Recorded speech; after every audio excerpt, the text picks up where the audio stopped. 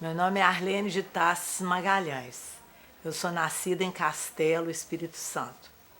E a família do meu pai é toda do Espírito Santo. Eram 11 irmãos e meu avô veio da Itália. E aí casou com a minha avó e foram colonizar as cidades do Espírito Santo. Que era a avó da senhora mesmo? Meu avô em italiano é de Tassis Piero, Pedro de Tassis, meu avô. E uns ficaram em Castelo, no Espírito Santo, e toda a vida eles foram voltados para Madeira. Tem várias igrejas do Espírito Santo entalhadas, que foram entalhadas pelos meus tios. Então eles toda a vida gostaram de carpintaria, né, de madeira. Então se dividiram em várias cidades lá do Espírito Santo, mas a maior parte em Castelo. Então, meu avô ficou sabendo que essa região era muito rica em madeira. Então mandou dois filhos primeiro, que foram o tio Ivo, eu acho que tio Alfredo, não me lembro, fugiu agora. E depois veio meu pai, mas a minha mãe não quis vir, porque aqui na nossa região lá, essa cidade era considerada de cidade de pistoleiro, cidade que matava só para ver fazer careta. E então a mamãe disse que não viria de jeito nenhum, enquanto aqui não tivesse luz e água e que papai fizesse uma casa. Ela disse que não viria de maneira nenhuma. Então assim papai veio e comprou uma serraria, acho que é em Duma que chamava, em sociedade com Antenor Perim. Seu pai era quem mesmo? José de Tassis. Meu pai era José de Tassis. E depois ele construiu essa casa e a gente veio. Veio meu irmão Alcides primeiro e a Anita, porque em Castelo, onde eu morava, não tinha o segundo grau, então só tinha o primeiro grau. Então eles já estavam em idade de fazer o segundo grau, vieram na frente. Mas aí moraram em casa de parentes, que mamãe não queria vir ainda, teve resistência de vir para Governador Valadares. Depois, quando o papai fez a casa na rua Arthur Bernardi, perto da Praça de Esportes, aí a gente mudou para aqui, para Governador Valadares. Eu tinha 12 anos, estava na 3ª série ginasial, aí fui estudar no Imaculada, fiz a 3ª e 4ª série, depois fiz o magistério no Imaculada Conceição. Aí depois eu fui, logo com 18 anos, recém-formada, eu já queria dar aula. O sonho do meu pai era ter 3 filhas professoras. Então tinha a Anita, que era professora, dava aula na Vale do Rio Doce, eu e a Séries, minha irmã. Então eu comecei a dar aula em 1955 na Pastoril. Era um bairro, era uma companhia, Companhia Agropastoril. E as casinhas de madeira, só de operariado, né? E o chefe da companhia era o doutor Armando Vieira, que é o pai da tia Inês, do Chapeuzinho Vermelho. Então, lá tinha um professor leigo, professor, seu José, professor, ele que dava aula lá. Então, na época, o doutor Ladislau Salles era o prefeito de Governador Valadares, aí a doutora Armando pediu 2 professoras formadas. Então, aí eu e Regina Libório, nós fomos dar aula lá na Pastoril. E a escolinha era de madeira. A gente foi de casa em casa colhendo matriculando as crianças. Até que conseguimos formar uma sala de 37 alunos. Os meus eram analfabetos e os da Regina eram semi-alfabetizados, né? Aí começamos a dar aula lá e tinha, para nos transportar, era tudo estrada de terra para chegar lá na Pastoril. Dali da Arthur Bernardes até na escola era estrada de terra. E passava muito ali também, eu me lembro, um caminhão com cana de açúcar para Açucareira, que ia para Açucareira também. Aí comecei a dar aula lá e tinha um transporte, assim, eu me esqueci o nome do transporte, era um micro-ônibus, uma jardineirazinha. Aí transportava as 2 professoras e os funcionários da companhia, que inclusive era meu atual marido. Ele era funcionário do escritório e jogava futebol pelo time, Clube Atlético Pastoril. E ele que fazia o pagamento das professoras. Então, no fim do mês, ele ia lá na escolinha para fazer pagamento das professoras. Assim que a gente se conheceu em 55. Aí começamos mais tarde a namorar. Namoramos 2 anos e noivamos 2 anos. E aí somos casados há 48 anos, né? E ele jogou pelo Democrata, pelo Pastoril. Chegou até naquela época, depois ele pode falar para vocês, eles jogavam por amor à camisa mesmo, não tinha dinheiro, né? Só, às vezes, a troco de um emprego, né? Um emprego bom e tudo. Agora, quanto à escola, eu coloquei depois meu diploma em concurso. A gente mandava para Belo Horizonte porque não tinha esse negócio de fazer concurso para professora, não. A gente colocava o diploma, então pelas notas a gente era classificada e nomeada. Então eu tirei, acho que, 2º lugar de Minas para ser nomeada para governador Valadares.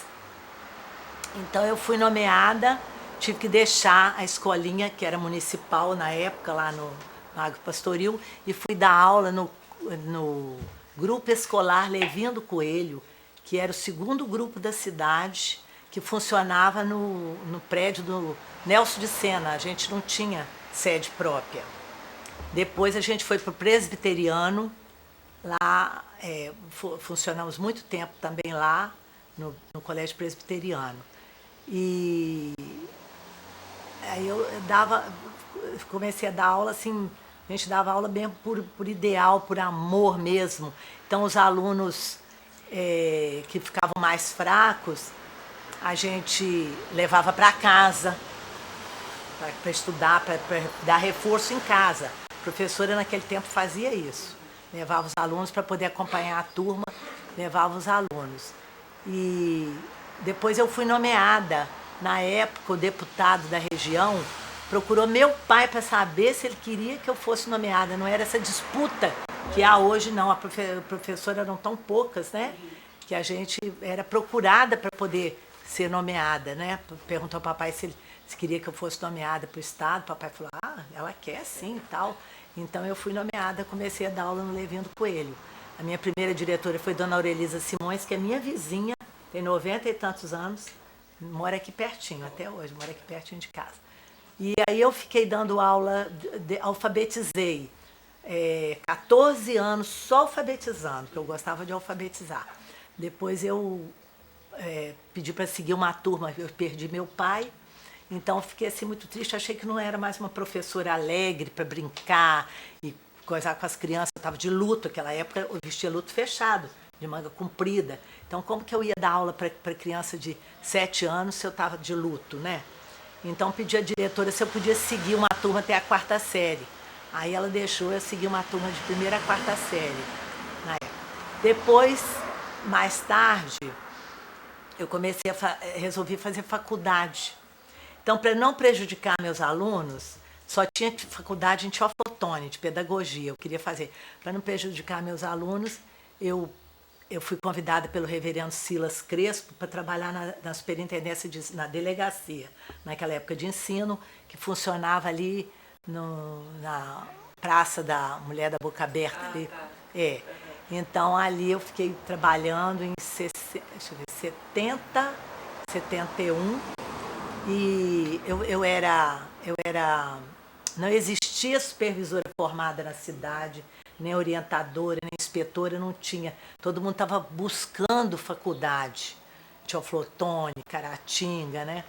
Então, Valadares, época de 70, Valadares não tinha faculdade ainda. De professora não tinha. Então, o que a gente fazia? Eu fui trabalhar na delegacia de ensino e eu saía sexta-feira, a gente pegava uma condução, um ônibus, qualquer coisa, fretava, às vezes uma Kombi, uma turma grande aqui. A gente ia para Teoflotone, lá eu estudei 3 anos, fiz até o 3º ano de pedagogia. Nisso, Caratinga reconheceu, o MEC reconheceu Caratinga, então a gente pulou para Caratinga. Aí lá eu estudei mais um ano, fizemos o 4º ano de pedagogia lá em Caratinga. E eu trabalhei na delegacia de ensino até julho de 98, quando eu me aposentei, porque aí, vou contar, eu me aposentei no primeiro cargo como professora primária. Depois eu continuei como funcionária da delegacia, então me aposentei como analista de educação na delegacia de ensino. E em 70, na década de 70 também não existia supervisora formada, então a Secretaria de Educação, com o reverendo Silas, me colocou assim como supervisora de 10 escolas. Aí eu supervisionava o Imaculada Conceição, o Carlos Luz, o Santa Terezinha. Sei que foram 10 escolas, o Levindo com ele, que eu era professora, porque eu tinha muita prática em primeira série, então eu assistia às aulas das professoras que estavam começando, depois eu fazia uma reunião com elas e colocava a minha prática para elas, entendeu? Chamava curso de especialização da primeira série em serviço. Como se fosse uma capacitação, né?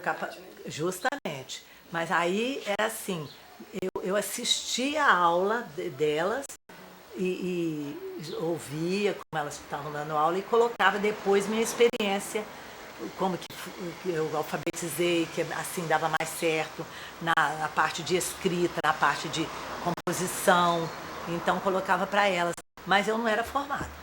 Aí depois vieram duas, uma tal de Maria Paula, que veio de Belo Horizonte, e a Clélia Coelho, que é até de Valadares. As duas primeiras supervisoras assim formadas em Valadares. Joema também, agora que eu me lembrei de Joema. E assim foi, naquela época a gente lecionava mesmo por amor, muito amor mesmo ao magistério, né? A gente tinha muito amor. Pode. Marlene, a senhora que trabalhou tanto tempo com a educação, como que a senhora avalia os valores morais da época? Faz assim, uma comparação com o que está hoje? Assim.